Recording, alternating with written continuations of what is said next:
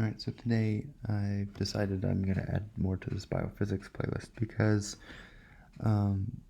biophysics is it's a super interesting topic. It's the sort of this integration of biology and physics, and I want to start getting into the nitty-gritty behind all this.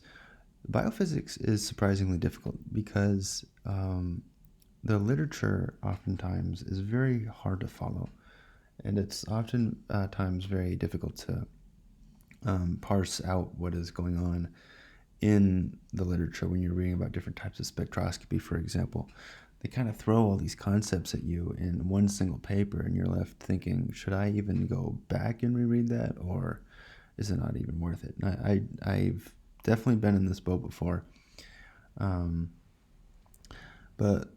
with that introduction being said, let's get right into this. Again, if you're interested in me wanting to expand on the quantum field theory playlist or on the GR playlist, then go ahead and go onto my Patreon channel, and your ideas will be, or your recommendations will be prioritized accordingly. So let's get right into this. So this is a third video, I think, in biophysics, and the first two I talked about Fourier transforms, right? And Fourier transforms are very important in biophysics. They're extremely important everywhere, but the Fourier transform is a very important concept in biophysics, and we'll see why in this video here. But I want to sort of paint a picture. I'm going to try to sort of teach this biophysics, but I'm going to try to make my handwriting a little bit better too. I'm going to try to, why is this? Here we go. Biophysics. And so I want to sort of go over, I'm going to teach this in sort of like a course-like way, but with everything sort of building up on each other. But I eventually will get to a point where hopefully many of these videos will be self-contained, so you don't have to start all the way at the beginning to get an understanding of what's going on. I'm going to be repetitive in these videos because I'm not constrained by any time. And so let's get right into this. I want to sort of picture. I want to sort of provide a picture here, and the picture goes a little something like this. Suppose we have a vial. Okay, starting off in the lab here. We're starting off in a lab, and suppose we have a vial. And why is this better? Okay, that's better. My pen's is at a slant here. I need to make that a little bit better. I know I'm not good at art, but gotta be a little bit better. There we go. Okay. So suppose we have some vial, and in this vial we have a sample, and we want to probe this sample. And so I'm gonna put my sample in here. And oftentimes what happens, what we do in biophysics, is we shine light on this sample. So shine light at some wavelength. Shine light at some wavelength at this sample. And what ends up happening is, actually I'll do a different color to make this make this a little bit better. Suppose we have the cold colors again. The cold colors are the ones that have the high frequency. So we're shining light at a sample, and then we're going to get a different frequency light out. This is a process of attenuation, right? So the light becomes attenuated, or the energy of the light decreases as it passes through this medium, and the medium is where our sample is. And so I'd like to draw a sample just like a little stick form. So this is our sample in this vial, and my pen is bugging out already. This is our sample in our vial, and so at this microscopic level here, here's a particle. If I were to just zoom in on what's going on right here, the way we model this phenomenon is, here's our particle, right? It's just a stick. And the light, the green light, or the high frequency light, is being absorbed by this particle, and the particle becomes excited when this light is absorbed, right? So this is the absorption process. Absorption. And then step 2 is it gets into an excited state. So I'll represent an excited state like this. Perhaps it's kinked, maybe. It changed, its conformational state has changed. Okay. And so this is a change in state. I'll just call this a change in state. Right, it could be, and we have different types of states that we're going to be probing, right? The idea here is that different frequencies can probe different states, different types of states. And we'll go into that later. But then, so this is sort of step 1. This is step 2 in how we model this kind of process. Step 3 is sort of like a relaxation, right? So we go back into our relaxation state. So relaxation.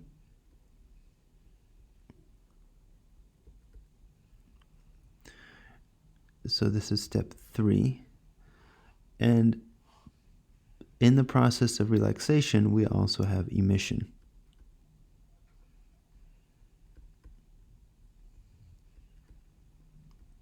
I spelled emission wrong. I think there's only one S. Emission. It looks more correct. This isn't an English class though. So we start off with the absorption of light and relaxation plus emission. And so it emits this light right here. This is what's going on, or what we think is going on, at least on the atomic level. And this is sort of how we think about this.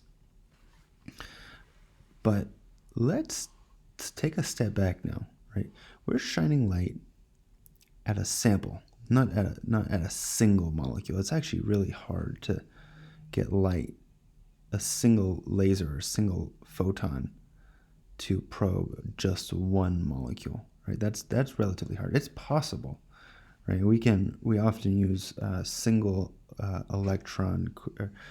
particle cryo-electron microscopy, for example. We use single electrons in that method in order to probe structure of single proteins. But that is not what that's later on down the road. This is sort of a broad general overview of what happens, okay? So absorption, change in state, and then relaxation. I want to picture this now in 2 different ways. So picture 1. Picture number 1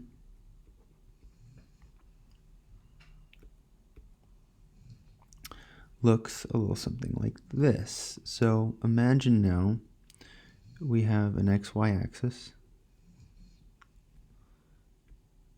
I like to think of things like this because it opens the world of functional analysis to us, which I do intend to go over soon, but not right now. And we, along our x-axis, is some sort of rotational state. Okay. Now, we could say, for example, here I'll picture that I'll do it like this. So, let's suppose right here on this location, the x-axis, our rotational state looks like I'll do this I'll just do it like this. I'll just do it with black. Our rotational state looks like, so this is our particle. And our rotational state looks like this. So this little arm of the particle is rotating around like this. That's one rotational state. And then let's suppose right here we have a different rotational state on. So this is an x-axis of states. And like this. And suppose in this rotational state,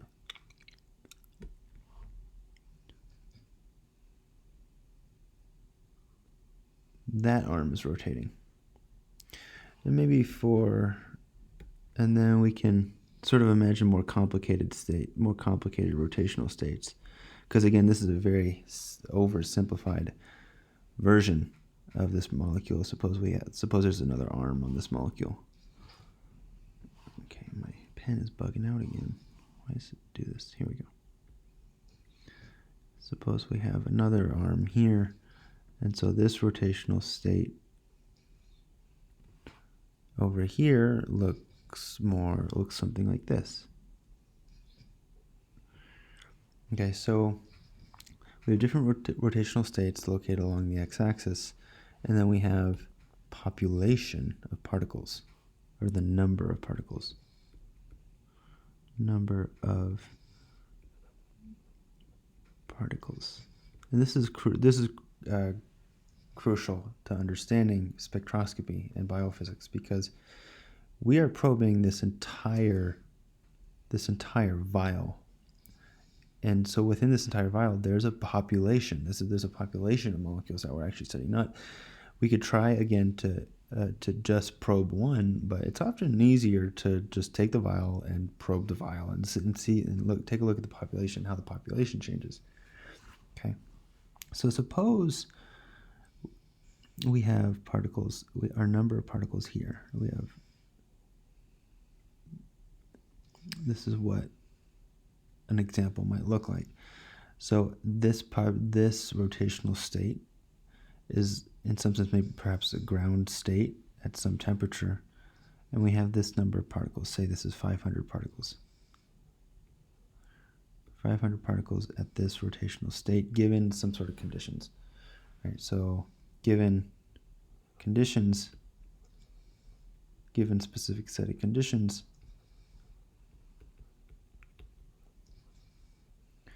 this is what our population, this is what our population distribution profile looks like, right? So there's all these sub states, sub-rotational states, and this is what our population distribution profile looks like. So it's a population distribution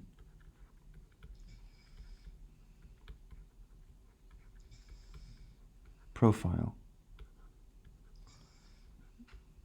And this is the term I like to use very frequently in biophysics, because we're not probing individual molecules.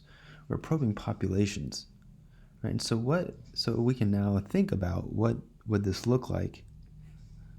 What would this look like if we probed this system with some light, right? So suppose we probe the system with some light, okay? And what would we get out of that? Well, we would get a shifting, right? We would get so this is some high frequency light, and here are our states.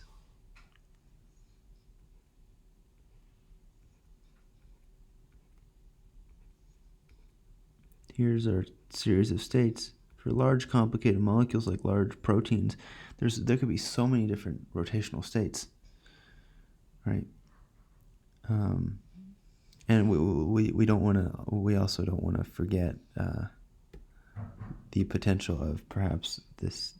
I'll put another state right here, for example. we don't want to forget that we could have a rotational state in which counterclockwise rotations are also taken into account, or two rotations are taken into account. So these are different states, right? So these are all different states, and we have population profiles, population distribution profiles within, sort of embedded onto this state space. Okay. And so we probe this with light, and suppose now by probing this with light, we shift our maximum number of particles to over here somewhere, but we decrease the maximum number of particles as well to maybe half. So 250, for example, 250 particles. And in this case, in order to preserve the number of particles in our system, we have to have a broader Boltzmann distribution, or a broader distribution profile. Right? So we went from a state that looked like this, that was at 250, or not, that's at 500. And by probing with light, I'm putting this all in one now, all in one diagram. So by probing with light, we have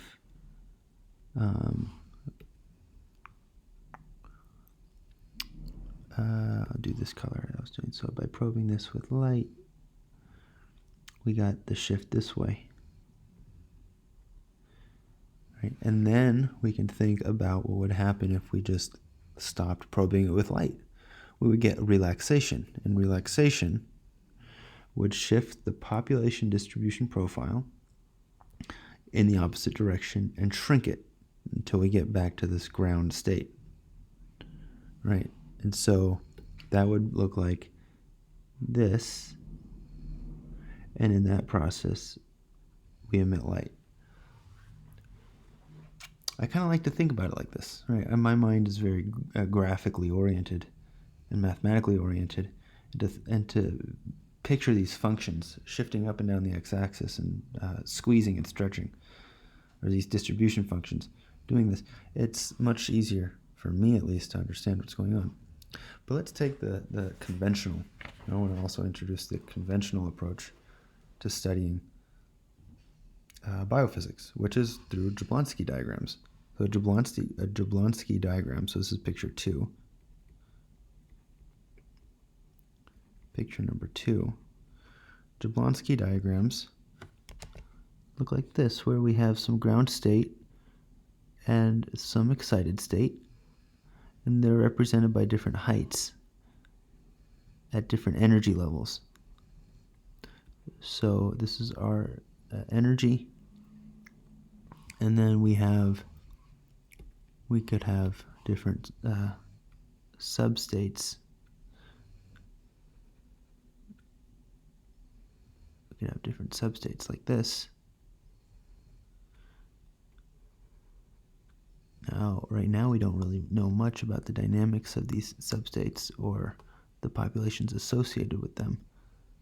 But for right now, I'm trying to make them look closer and closer to each other as we increase in energy, because that's sort of how it goes. We'll see why later. We're going to invoke quantum mechanics into this, and this is probably where most of the quantum mechanics that you learn in undergrad this is probably where I'm going to put this. Right? I'm going to put a lot of quantum mechanics into this biophysics playlist. But again, the Jablonski diagram, I'll spell that out for us too. So if this is something we're new to, Jablonski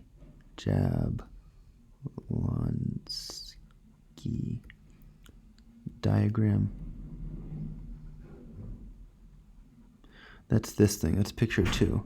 This picture doesn't have a name. This is just something that I like to use to visualize what's going on and sort of this different perspective, right? And this is rotational states. This could also be vibrational states, electronic states also. But going back to the Jablonski diagram again, we have,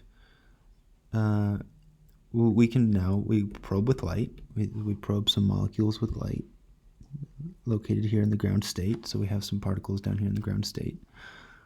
I'll draw them out. We have some particles located down here in the ground state. And then there's a population distribution profile, again. That's here in the ground state. And then with that, they get excited. Perhaps they get excited to this energy level. Okay. And then what happens? So we have, say, 3 of these were excited. So our distribution profile is now we shifted our distribution profile in states. So these are different states. And then, so we want to take this picture, and then these guys will then become relaxed. And as they become relaxed, they go back down to the ground state. Right, this is a very simplified version, and as they relax, they undergo emission. This is a very simplified version of what's going on, because sometimes you could have, and we'll see later on that sometimes this distribution profile can stop in places along the way, right? It could stop here, or it could stop here. I won't draw, or it could stop here. And the process of stopping along the way is sort of akin to this right here, shifting back to perhaps a graph that looks like that, right, until it gets back to this state. But there's different, these 2 different pictures, the Jablonski diagram picture and then this population distribution profile picture. They have their upsides and downsides, right? This population distribution profile figure is not very good at telling us the energies, right, that are involved.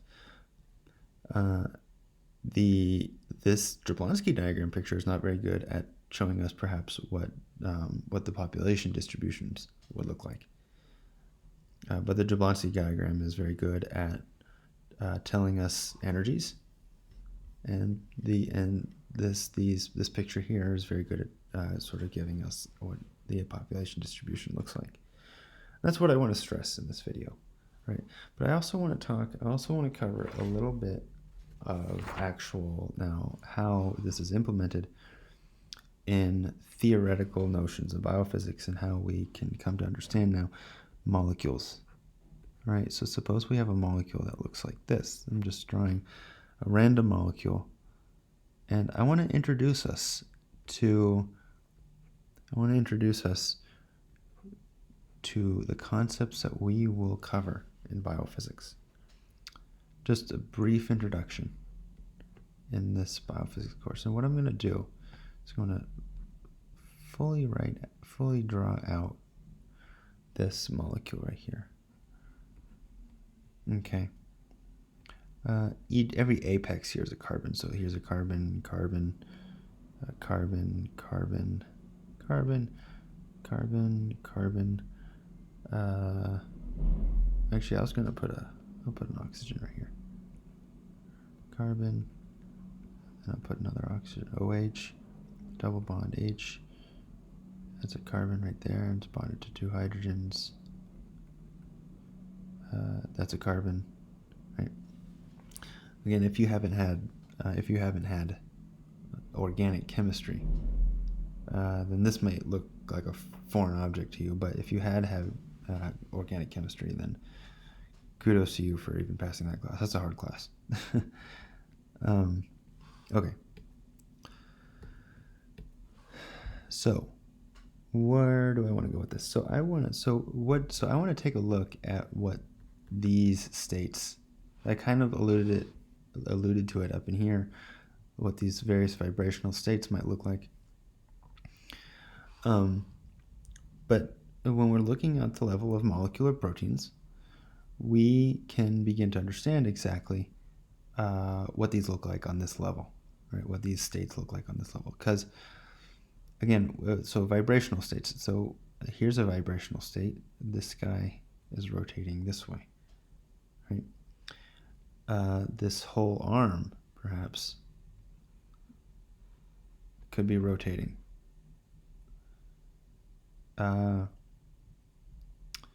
These hydrogens are relatively fixed in the plane. These guys could be rotating. And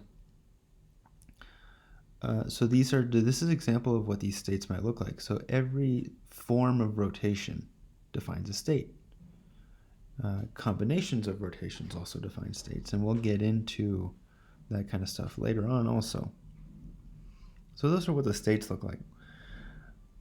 And again, these states are probed by different levels of radiation. So UV radiation often corresponds to electronic transitions.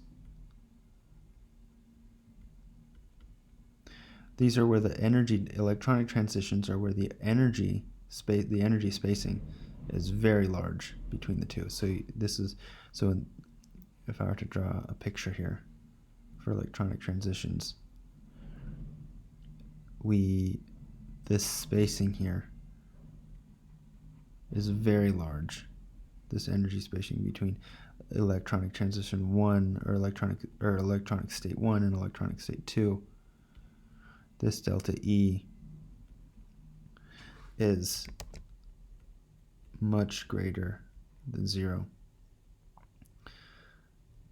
And then sort of within the electronic transitions are our vibrational transitions. Okay?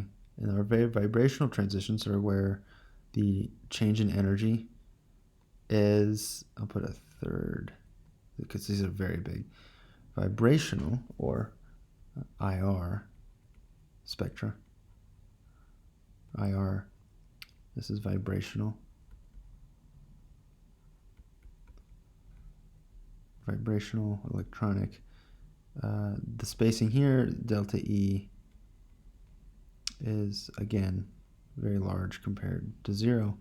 And then we have our rotational, and that would be our microwave spectra. And that's rotational. I'll write outside of the box here a little bit. Rotational, vibrational, electronic. And then our delta E here, I'll just put 1 greater than. So it's greater than 0, but it's the smallest of the changes when we compare these two. And so I've been talking about spectra, right? I feel like I have to define exactly what a spectra is. So a spectra, or spectrum, I'm going to actually allude to a little bit of quantum mechanics here. Suppose we have a molecule, very simple molecule, it looks like this. I'll have it like this. So this is an acid, acetic acid, if I remember correctly. A spectrum of this is all of the possible states that this can be in if we were to probe it within some domain, right? So say we were to probe this within the UV domain, right? So UV, that's ultraviolet. Let's see if I have an ultraviolet color here. So UV, very high frequency. Very high frequency. And I can vary the frequencies to some extent to have it still be considered UV light, or it could be maybe at this point here we might be interested in, I'm going to see if I can move this guy just a little bit right here. Okay. So this is, I could shine UV light at this guy at any sort of frequency. And the frequency is going to result in, so the excitation frequency is going to result in a finite set of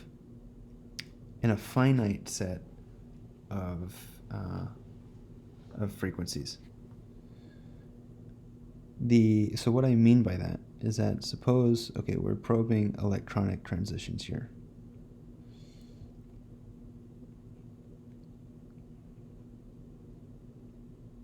And I excite to this third ambiguous electronic state. I can get to this electronic state, and I can get to this electronic state after emission. And what I'm going to get is, what I'm going to get is a frequency here of emission, and I'm going to get a frequency here of emission. And I'm going to detect those. Right? I'm going to detect those, and the detection of those comes in 2 lines on perhaps a detection screen or something like that. But that there's 2 distinct lines or 2 distinct frequencies that come out of probing a molecule within the UV region. Okay. For vibrational spectra, this is within the IR region, we would get more vibration, we would get more lines, right? So the spectrum, so we have to define this domain. So we define a domain of excitation.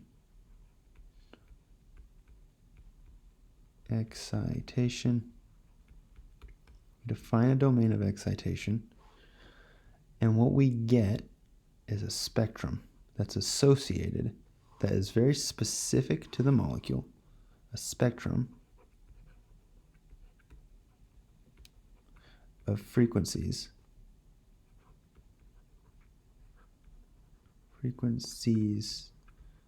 emitted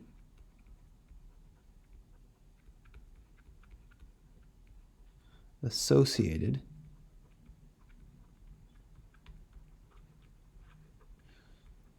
with the molecule.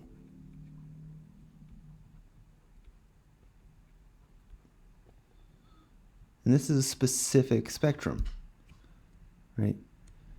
This is a very specific spectrum, and it's the fingerprint of the molecule given the domain of specification. Okay. And I don't want to go too far into this because, for one, my computer is acting up, and I'm not totally sure why. But for a second reason, I want to also get into NMR, but I think I'm going to leave that for a separate video. So just as a review, so we've sort of given these 2 pictures, right? We've given this population distribution profile picture and this Jablonski diagram, okay? And we're going to go much deeper into these. And we also went over these different types of these vibrational levels and all this type of excitations, what exactly states look like. And we went over what a spectrum technically means. What do we mean by spectrum? Well, this is sort of what we mean by spectrum, right? Given a domain, I get very specific. I get a discrete range, right? Given a domain, I get a discrete range, and that range depends fundamentally on the structure of the molecule. Right, when we get into proteins, we're going to talk about conformational states, all the different types of states. For example, we have vibrational, we have electronic states, We have vibrational states. We have rotational states. We have translational states. That's just movement. States associated with movement in X, Y, or Z direction. And then we can also have conformational states as well. But we'll get into that. Conformational states are more associated with proteins, right? Very large proteins that can take on various different types of conformations. But with all that being said, I hope this was useful to you, and we'll get more into this biophysics later. And again, if you're interested in me focusing on one topic in particular, hit me up on Patreon, and I will do so. And I'll see you in the next one.